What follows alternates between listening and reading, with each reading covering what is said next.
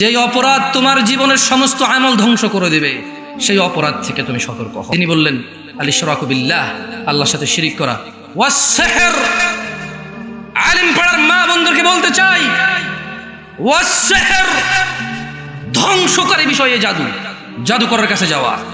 ওয়া কাতালান নাফসাল্লাতী হারামাল্লাহু ইল্লা বিল হক, আল্লাহ তাআলা যাকে হত্যা করা হারাম করেছেন শরীয়ত সম্মত কারণ ব্যতিরেকে তাকে হত্যা করা। ওয়া আকলুর রিবা, সুদ খাওয়া। ওয়া আকলু মালিল ইয়াতীম, ইয়াতীমের মাল গ্রাস করা। এগুলো পৃথিবীর সবচেয়ে বড় ধ্বংসকারী বিষয়। বলেন তো এদেশের চাচারা বাপ মারা গেলে ঠকায় কিনা ভাতিজাদেরকে? ঠকায় না তো, কয় ওরে 1 একর দিছি, আমি 1 একর নিছি, জাস্ট রাস্তার পাশে গুলো আমি নিছি, ওরে একটু খেতের মধ্যে করে দিছি, বাস। ঠকায় কিনা?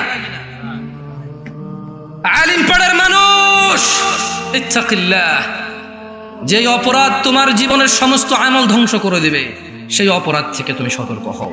তোমার দান, সাদাকা, সালাত, হজ, যাকাত, তোমার সিয়াম, তোমার সৎ ব্যবহার যে অপরাধ ধ্বংস করে দেবে সেই অপরাধ থেকে তুমি নিজেকে বিরত রাখো। আল্লাহ সুবহানাহু ওয়া তাআলা বলছেন, ওয়ালাকাদ উহিয়া ইলাইকা ওয়া ইলাল্লাযীনা মিন ক্বাবলিকা লাইন আশরাকতা লায়াহবাতান্না আমালুক ওয়া লাতাকুনান্না মিনাল খাসিরিন।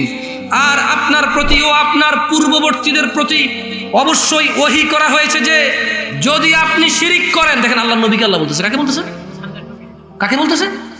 সাল্লাল্লাহু বলেছে, হে মুহাম্মদ সাল্লাল্লাহু আলাইহি সাল্লাম, আপনি আর আপনার আগে যারা আসছে সবাইকে ওহী করা হয়েছে যদি আপনি মুহাম্মদ সাল্লাল্লাহু আলাইহি ওয়াসাল্লাম শিরিক করেন তবে আপনার সমস্ত আমল বাতিল হয়ে যাবে, ওয়ালা তাকুনান্না মিনাল খাসিরিন, এবং আপনি ক্ষতিগ্রস্তদের অন্তর্ভুক্ত হবেন।